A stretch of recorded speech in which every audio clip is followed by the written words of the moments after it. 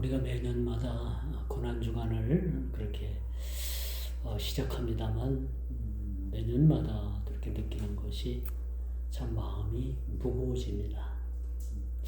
왜 그럴까요? 이것은 또 저만의 그러한 느낌일까라는 생각도 가져보내지만 많은 분들이 우리 그리스도인들이 고난주간에는 어떤 행사 같은 것도 조금 절제하고 자제하고 또 그렇게 또 기도로 그렇게 한 주간을 또 이렇게 금식으로 그렇게 한 주간을 보내는 분들을 우리 주위에서 이렇게 심심치 않게 그렇게 보게 됩니다. 참 주님의 고난, 그렇죠? 고난은 사실 우리 그리스도인들에게 축복임에도 주님의 그 고난이 너무나도 우리 그 삶에 크게 다가오기 때문에 이것이 우리에게 큰 짐이 될 수도 있고 이것이 또 우리에겐 참 고난의 의미를 통해서 기쁨을 우리가 회복할 수 있는 그런 주간이기도 하다라는 생각을 가져봅니다.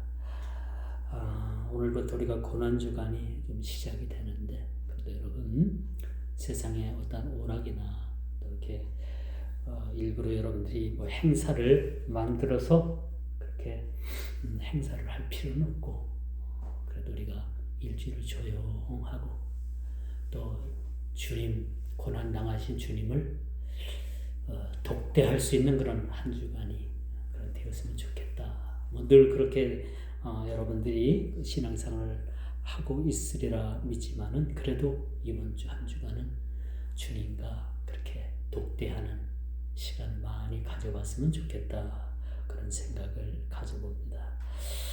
참 오늘 우리가 에스겔서 오늘 5장을 1절부터 9절까지 참 서로 교독을 통해서 우리가 말씀을 대해봤습니다만 참 이 말씀도 너무나도 무거운 말씀이에요. 무겁죠.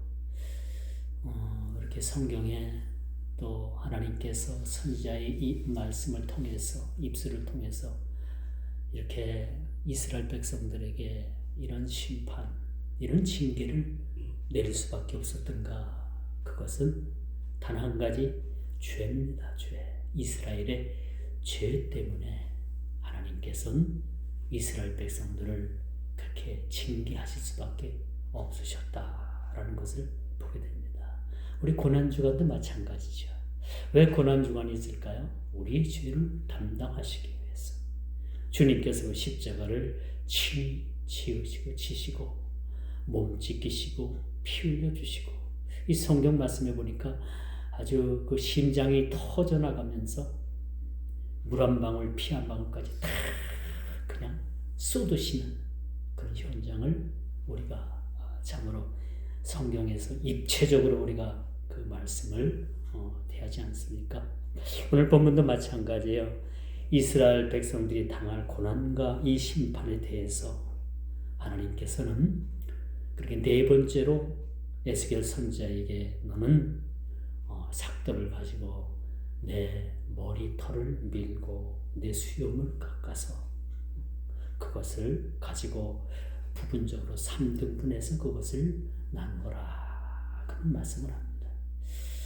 참 이런 부분은 좀 난해해요. 왜 하나님께서 이렇게 선지자를 통해서 머리를 밀게 하고 또 수염까지 그렇게 깎아서 이런 상황을 통해서 이스라엘 백성들에게 심판의 그런 전조곡인 심판을 어떻게 하시겠다라는 것을 구체적으로 그렇게 말씀하시는 내용이라고 우리가 볼 수가 있는 거죠. 자, 하나님께서 유다 백성들을 향한 징계의 징조로 오늘 에스겔 선지자가 머리를 밀고 수염을 깎고 이것을 또 여러 등분을 해서 나누어 그렇게 두어라. 그게 어떤 의미일까요? 우리가 이제 뭐 본문 말씀을 통해서 쭉 읽어보면 알겠지만은 그 상황이 참 백성들 그 죄로 인해서 심판받게 될 이스라엘 백성들에 대한 하나님의 징계의 도구로 징계의 상징으로 그렇게 쓰고 있다는 것을 우리가 보게 되는 것입니다.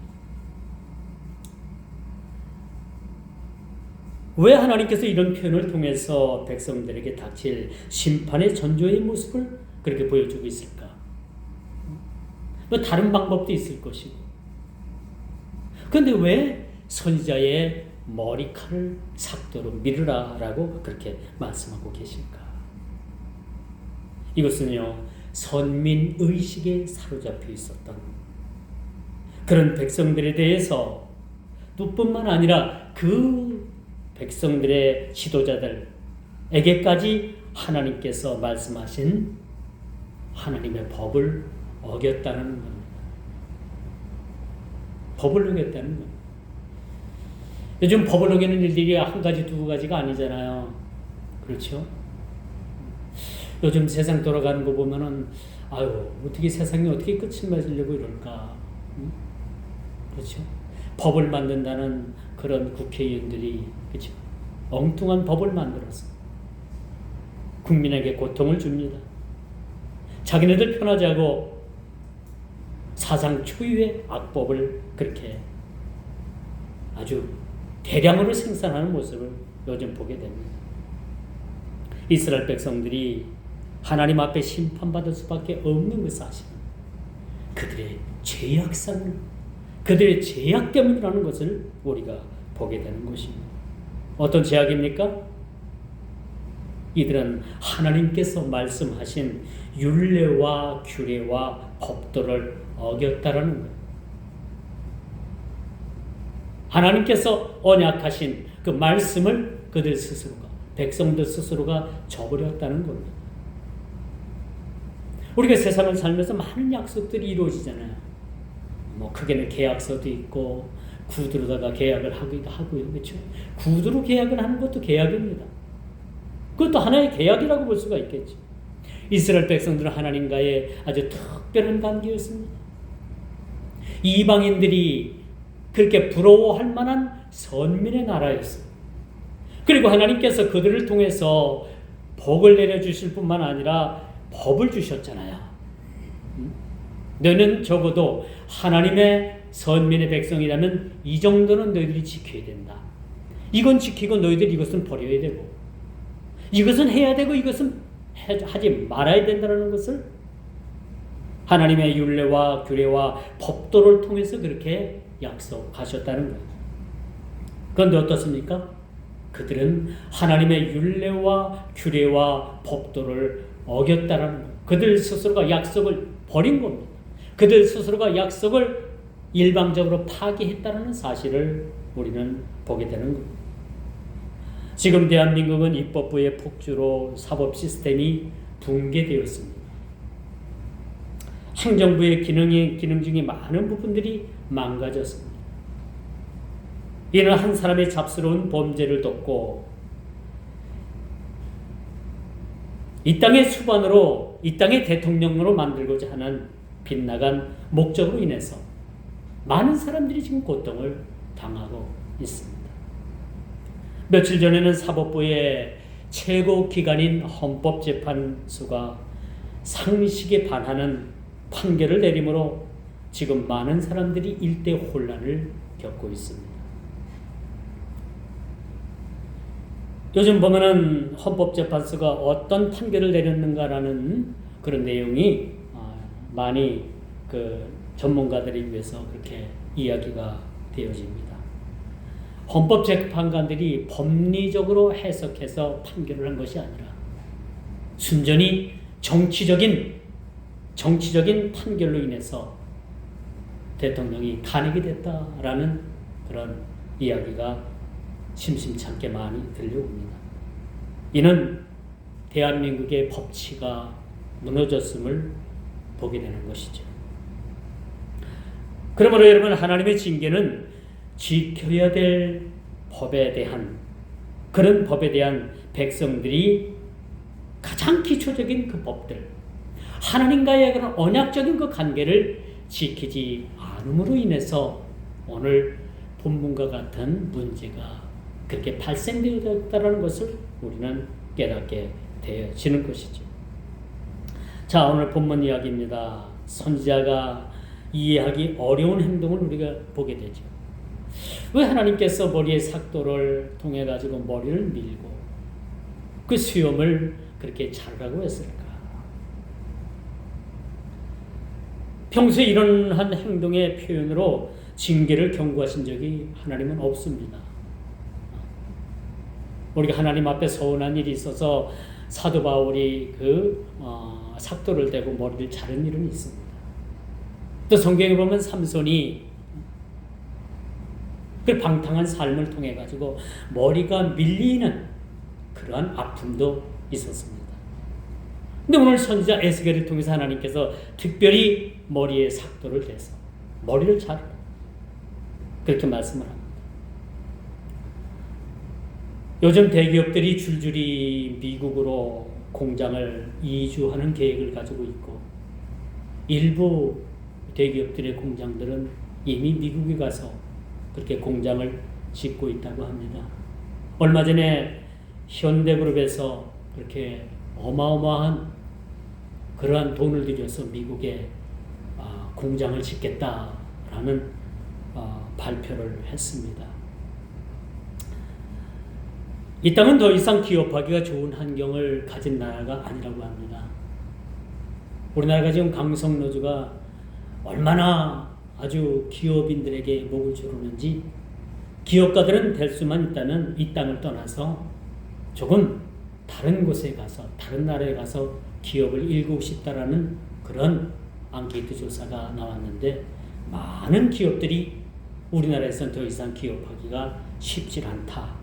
떠나고 싶다라는 생각들을 표현했다고 합니다. 이른바 강성노조에 의해서 기업 경영이 쉽지 않다는 얘기죠. 여러분, 스타링크의 창업자인 일론 머스크가 우리나라에 대해서 아주 그냥 그가 경제적인 어떤 그런 지식을 가지고 그렇게 이야기한 것이 얼마 전에 그렇게 아주 대서특필한 뉴스가 하나 나왔죠. 여러분, 지구상에서 대한민국이 가장 빨리 소멸할 수 있는 나라 중에 1순위랍니다. 그것도 다른 나라에 비해서 3배속으로 빨리 우리나라가 지금 소멸해가고 있다고 일론 머스크가 그렇게 이야기를 하는 모습을 봤습니다.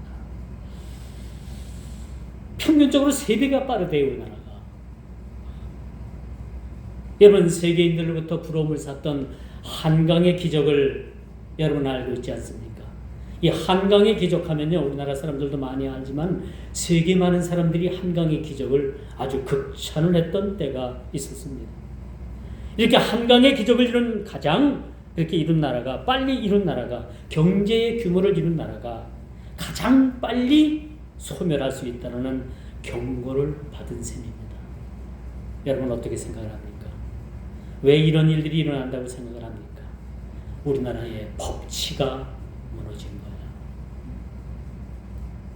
상법이 무너지고 민법이 무너지고 형법이 무너지고 그 시스템이 무너지니까 경제도 같이 무너지는 것을 우리는 보게 됩니다. 우리가 더더욱 염려스러운 것은요, 미군이 지금 평택기지에 들어와 있잖아요. 사드라는 무기는요, 대한민국이 북한을 상대하기 위해서 그 사드라는 무기를 배치한 게 아니라 중국을 견제하기 위해서 사드를 그렇게 배치를 했습니다. 이게 뭐 송주에 있는 사드가 있습니다만, 여러분 소리 소문 없이 이 사드 그 미사일 방어 체제, 구축 체제인 그 무기를 빼갔습니다. 지금 우리나라에 사드가 없대요. 또 미군이 운영하는 패트리엇 미사일 부대가 이미 빠져나갔답니다. 상당 부분이. 이뿐 아니라 미군 병력 일부가 빠져나갔답니다. 그토록 미군 처신을 외치던 그 사람들의 소원이 아마 이루어지는 것 같기도 해요. 이 탄핵 이후에 미국의 움직임이 심상치 않아 보이는 것도 사실입니다. 저는 뉴스 안 봐요. 답답하고 속이 상해서 더 이상 뉴스 안 보기로 했습니다. 예전에는 그 19번 채널 TV조선을 봤고 채널 A를 봤고 그냥 뭐 보수 쪽에서 운영하는 그 채널을 봤는데 이번을 겪어보면서 이 사람들이 더 먼저 앞서서 선동을 하는 것 같아요. 왜 TV를 볼 게 없어요? 그래서 뉴스고 뭐고 보지 말자. 그렇게 생각을 했습니다만 우리가 이렇게 염려스러운 것은 안보 공백이 생기진 않겠는가. 참 염려스럽죠. 지금도 여러분 보니까 한쪽 편에서 미군 철수를 외치고 있어요. 미군 철수를 외치고 있는 그런 사람들이 있더라고요. 또 어디서 나온 사람들이에요? 민노총이나 경기 동부연합이라는 예전에 그 이석기 그 당 그쪽에서 나온 사람들이 지금도 거리마다 피켓을 들고 미군 철수를 외치고 있습니다. 이뿐입니까? 요 며칠 전에 강원도 옥계항이라는 곳을 좀 가보진 않았습니다만 강원도에 옥계항이라고 있대요. 거기서 마약 2톤을 실은 중국 선적 화물선이 미국 FBI 협조로 검거가 됐습니다. 이 2톤이라는 마약은요, 우리나라 사람들 5천만이 다 복용을 해서 마약을 그렇게 맞고 충분히 남을 만한 그러한 양이라고 합니다. 이걸 시가로 따지니까 어마어마하더라고요. 지금 이렇게 모든 부분들이 망가져 가고 있습니다. 나라의 기강이 송두리째 흔들리는 모습을 우리는 느끼고 있을 겁니다. 자유민주주의의 기강이 송두리째 흔들리고 이렇게 어제 오늘 일은 아니지만 하루하루 살아가는 게 참 불안스럽다라는 생각을 가져봅니다. 중국을 통해서 멕시코로 유입된 펜타닐이라는 마약이 있어요. 이 마약이 미국 국민 1년에 10만 명을 죽인다. 이 펜타닐이라는 이 마약 때문에 미국인 10만 명이 1년에 그렇게 죽어나간다. 그래서 아마 트럼프 대통령이 중국과 전면전을 불사하진 않았는가. 물론 뭐 경제적으로 관세다 뭐다 그런 것도 있겠지만 그 뒷면에는 이러한 배경이 깔려있다라고 말씀드릴 수가 있는 겁니다. 제가 자주 말씀을 드립니다만 세계는 지금 좌우 이념 전쟁이 아니에요. 이 이념 전쟁이 아니라 체제 전쟁입니다. 이번에 중국 사람들이 많이 들어와 가지고 그 데모하는데 그들이 많은 일조를 했다고 하잖아요. 지금은요, 여러분, 좌우 이념 전쟁이 아니라 체제 전쟁이에요. 우리가 전체주의로 갈 것인가, 자유민주주의를 지킬 것인가, 사회주의, 공산주의로 갈 건가, 자유민주주의로 갈 건가. 요즘 우리 뭐 그냥 같이 생각을 같이 하는 사람들끼리 이야기를 해보면 그런 얘기를 해요. 요즘 밥맛이 없고 속이 거북하대요. 무기력해진대요. 왜 그러냐고 했더니 이번에 그 헌법재판소에서 판결한 그 재판이 마음에 들지 않는 거죠. 또 어떤 부류의 사람들은 잘 됐다라고 그렇게 아주 그냥 싱글벙글하는 분들도 사실은 있습니다. 또 한 가지 놀라운 말씀을 한번 드려볼게요. 중국 가면 여러분 QR 코드로다가 물건을 사고 결제를 하잖아요. 중국 가보신 분들은 아실 줄 압니다만 저는 뭐 유튜브에서 봤는데 중국은 우리 마냥 이 크레디트 카드가 없어요. 이 신용카드가 아니라 전부 다 휴대폰에 QR 코드를 깔아가지고 그걸 통해가지고 상점에서 사과 하나를 팔아도 그 QR 코드가 있어요. 거기다 QR 코드를 딱 대면 내 통장에서 그 값이 딱 빠져나갔다고 합니다. 왜 제가 이런 말씀을 드리냐면요. 이게 CBDC라는 그런 금융체제라는 거예요. 제가 여기서 뭐 전문가가 아니기 때문에 다는 알지 못하지만 이 금융체제가 뭐냐면 이 시스템을 통해 가지고 우리가 현금이 없어도 또 카드가 없어도 모든 물건을 매매할 수 있는, 그래서 이 매매하는 모든 이 시스템을 그 중앙은행에서 이것을 컨트롤한대요. 중앙은행에서 이것을 제어를 한답니다.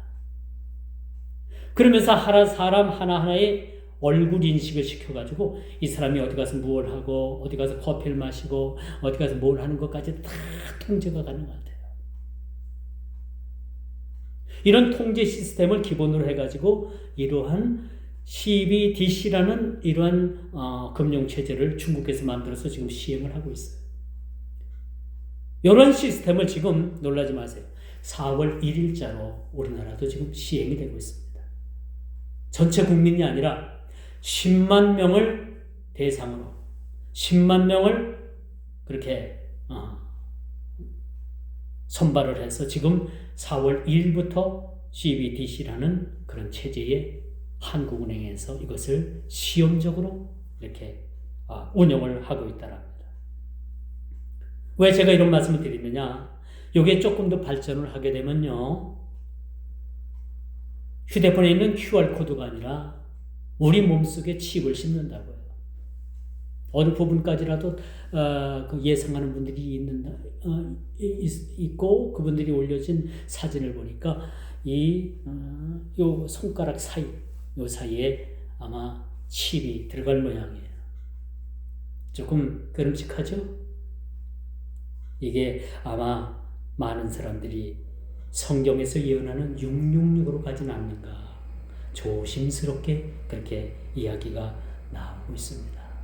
벌써 이런 상황이, 이런 환경이 하나하나 조성이 되어 가고 있는데, 이런 상황을 보면서 우리는 어떻게 이것들을 받아들여야 될 것인가?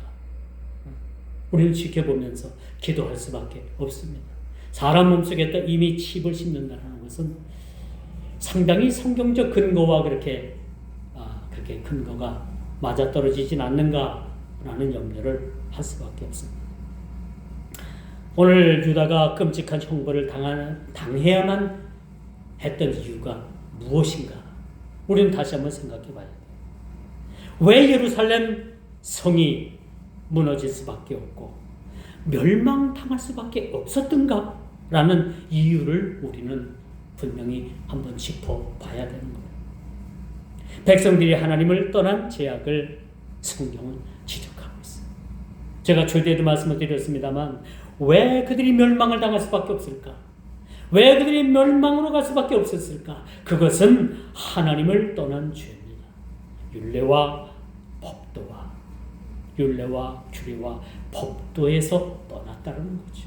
오늘 본문도 그렇게 계속해서 반복적으로 말씀을 합니다. 너희가 하나님의 율례와 규례와 법도를 떠났다는 거예요. 정확하게 그렇게 죄악상을 짚어주고 있습니다. 이것은 즉 다시 말씀드리면 하나님을 떠난 죄입니다. 하나님을 떠난 죄. 여러분, 신앙의 세계는요, 은혜를 받아 누리는 것만큼 그 은혜에 얼마나 내가 합당하게 사는가, 이것도 참 중요한 것 같아요. 그렇죠? 이건 우리가 열매를 나타나는, 열매를 알게 되는 거죠. 신앙생활을 통해서 우리가 많은 열매를 맺게 돼요. 열매로 나타나는 거. 그래서 신앙생활의 세계는 은혜를 받아 누리고, 우리가 은혜를 받고 은혜를 누리면서 사는 것만큼 그 은혜를 받은 사람, 받은 우리가 얼마만큼 이 은혜를 따라서 합당하게 살아가느냐, 좋은 열매를 맺느냐. 여러분, 총신대 정훈택 교수님이라고 계시는데 지금은 그분이 돌아가셨어요. 젊은 나이에 돌아가셨는데, 그분은 네덜란드 캄펀 신학교에서 아주 우리 네덜란드 캄펀 신학, 네덜란드가 지금 완전히 자유주의가 돼가지고 신앙들이 엉망입니다만 예전만 하더라도 네덜란드의 그 캄폰 신학교 하면은 우리 개혁주의 신학 중에서는 아주 으뜸이 가는 신학교였어요.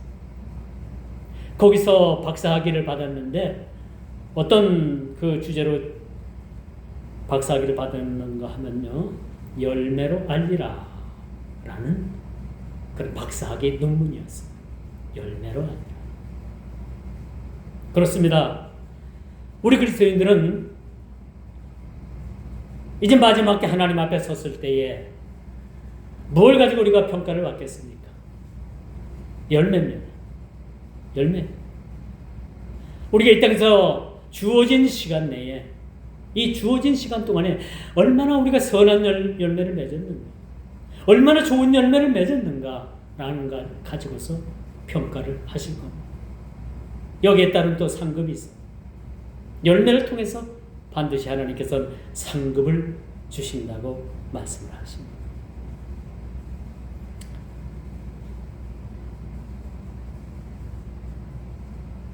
그러므로 예루살렘은 멸망할 수밖에 없었습니다. 멸망할 수밖에 없었어요. 오늘의 중심 주제는 바로 그거예요. 예루살렘 성내에 거하는 백성들이 하나도 남김없이 완전히 그냥 먼지처럼 사라지는 겁니다. 이게 얼마나 무서운 말씀이에요. 서울 시민 이제 900만, 1000만 되나요? 그 시민 한 사람도 남김없이 다 사라진다고 하면 이거 대단한 일이죠. 끔찍한 일입니다. 하나님의 심판은요, 예루살렘 성에, 예루살렘에 남아있는 사람이 하나도 남김없이 다 멸하리라라는 그런 무서운 심판을 그렇게 말씀하고 있다는 것을 우리는 놓쳐서는 안 되는 거죠. 이처럼 처참한 재난이 임하게 될 것을, 이렇게 처참한 재난이 임하게 된 이 근본적인 이유는 그들의 죄악상을 오늘 본문이 고발해 주고 있는 거예요. 왜 예루살렘이 멸망할 수밖에 없었을까?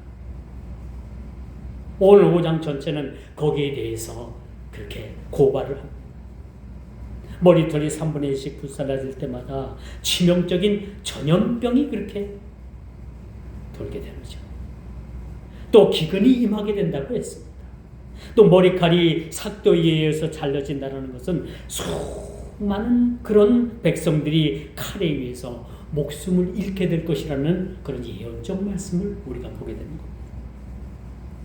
이뿐입니까? 바람에 흩어진다는 것은 백성들을 포로로 잡아가서 사방에 흩어버리시겠다라는 그런 아주 심판의 전주곡을 우리가 보게 되는 겁니다.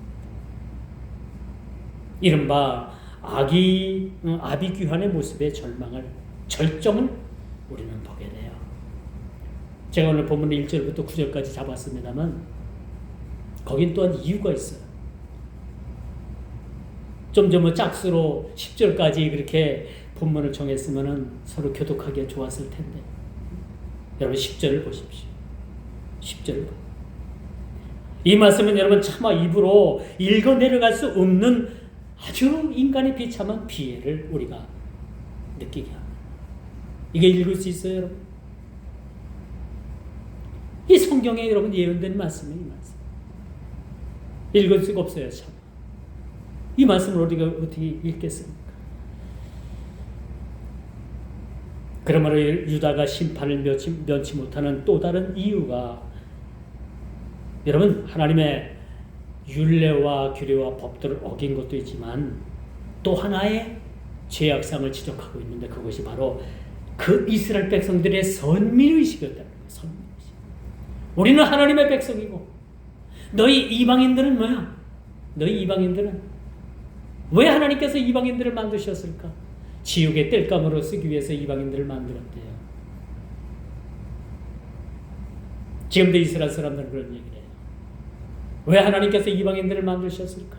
지옥의 땔감으로 쓰기 위해서 이방인들을 만들었고, 자기들은요 선민이기 때문에, 선민이기 때문에 하나님께서 택하신 그런 민족이고, 하나님께서 그들을 붙드시는 민족이기 때문에 결코 멸망 따위는 자신들과 아무런 상관이 없다라고 그렇게 생각하면서 살아가는 거예요. 지금도 많은 이스라엘 사람들은 그런 얘기를 합니다. 자신들이 아직도 여러분 이스라엘 사람들은 선민의식에 고취되어서 이방인들을 어떻게 보느냐? 이방인들을 어떻게 보느냐? 지옥의 땔감으로 보고 있다. 그리고 그들은요, 이 멸망이라는 것은 자신들과 아무런 상관이 없다는 사상에 그렇게 빠져 있어요. 하나님의 임재의 상징인 예루살렘이 있는 한 그들은 예루살렘을 중심으로 모여서 살았잖아요. 거기는 하나님의 성막이 있었고 성전이 있었고 법궤가 있었고 이러한 예루살렘이 있는 한 그들은요 이스라엘은 영원할 것으로 생각을 했어요. 멸망? 그들에게는 상상도 가지 않는. 왜? 예루살렘이라는 곳에는 하나님께서 임재하는 상징성을 가지고 있었기 때문에 하나님께서 우리를 버리실까?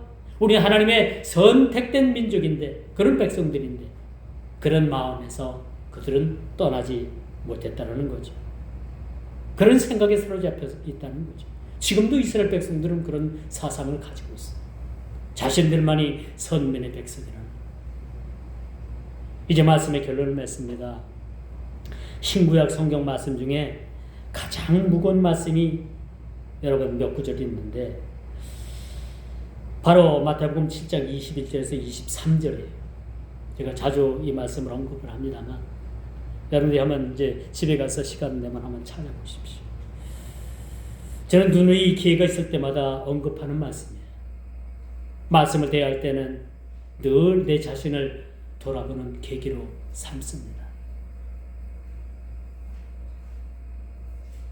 이스라엘 백성들이 멸망할 수밖에 없었던 사실. 나는 이미 구원을 받았다고 확신하는 내 자신을 돌아보는 거예요. 이스라엘 백성들이 선민의식에 고취되어 그들 스스로가 멸망을 받는 처지에 놓여 있듯이 구원받았다고 확신하는 내 자신이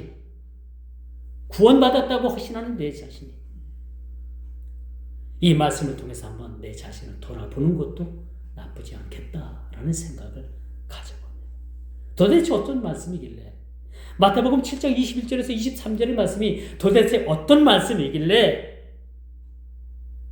신구약을 통해서 저는 이 말씀이 가장 무겁게 느껴지더라고요. 어느 말씀보다도 오늘 본문의 10절보다도 더 사실은 무겁게 느껴지는 말씀이 마태복음 7장 21절에서 23절이에요. 제가 한번 읽어볼게요.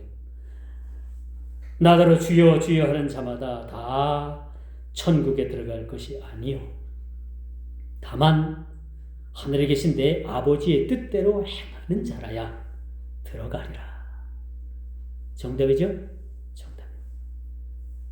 여러분 주님의 이름을 어떻게 부릅니까?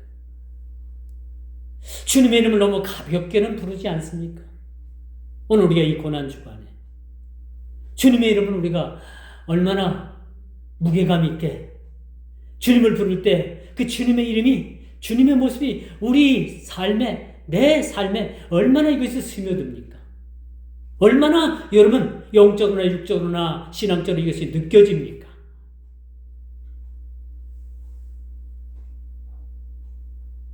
단지 주님의 이름이 우리 입술에 립 서비스로 그냥 가볍게 나가지는 않는지 우리 스스로 한번 생각해 봐야 합니다. 주여 나더러 주여 주여 하는 자마다 다 천국에 들어갈 것이 아니라고 했습니다. 다만 하늘에 계신 내 아버지의 뜻대로 행하는 자라야 들어가리라. 이스라엘 백성들이 참 이 말씀이 미리 주어졌더라면 선민의식에 고취되어 가지고 그러한 심판을 받는 자리까지 나가지는 않았겠는가라는 생각을 감히 드릴 수가 있는 거예요. 그리고 이어서 뭐라고 말씀합니까? 아버지의 뜻대로 행하는 자라야. 그렇죠? 23절 끝까지 이렇게 내려가면 우리가 주님의 이름으로 선지자 노릇하고 귀신을 쫓아내고 병을 고쳤는데요. 아니, 나는 너는 몰라. 이 불법을 향한 자들아 다 내게서 떠나가라. 그렇게 말씀하죠. 이 말씀이 참 무겁게 느껴집니다. 참으로 무겁게 느껴져요.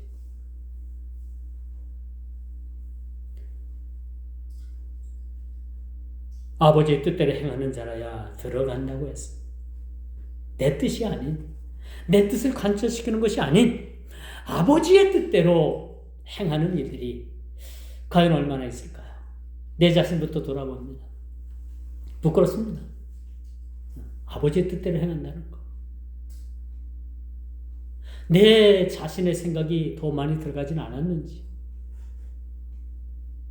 아버지의 뜻대로 행한다고 하면서 내 자신의 뜻을 관철시키기 위해서 온갖 수단과 방법을 가르치진 않았는지 내 자신을 돌아보게 되는 것이죠. 적어도 이 말씀이 구약의 이 말씀이 선포가 되었다면, 예수님의 말씀이 직접적으로 선포되었다면 이스라엘 백성들이 멸망당하는 일은 없었지 않았겠는가라는 생각을 감히 가져봐요. 이스라엘 백성들은 이 말씀을 놓친 것이 가장 큰 실수가 아니었겠는가라는 생각을 가져보게 합니다. 기도하겠습니다. 주님, 시대가 너무나도 악합니다. 너희는 비둘기같이 순결하며 뱀처럼 지혜롭게 하라는 말씀이 이 시대에 꼭 맞는 말씀과도 같습니다. 시대를 분별하는 영적 안목을 우리 모두에게 주시고, 이 죄악의 세상에 법치가 무너지고 우리의 상식이 무너지는 이 세상에 그리스도인으로서 어떻게 세상을 살아가며 어떤 삶으로 우리가 시대를 다시 한번 개혁할 수 있는가라는 것을 깊이 고민하게 하여 주옵소서. 악의 세상에 우리를 부르신 목적에 따라서 우리가 순결하며 또 겸손하며 주님 앞에 순종하며 우리의 신앙을 잃지 않도록 우리를 지켜주시고, 이 고난의 주간을 통해서, 이 고난이 시작됩니다. 이 고난의 주간을 통해 주님의 고난을 깊이 우리가 깨닫고 묵상하며 영적으로 또 육적으로 주님의 고난에 동참하는 거룩한 한 주간이 되게 하여 주옵소서. 예수님의 이름으로 간절히 기도드리옵나이다. 아멘.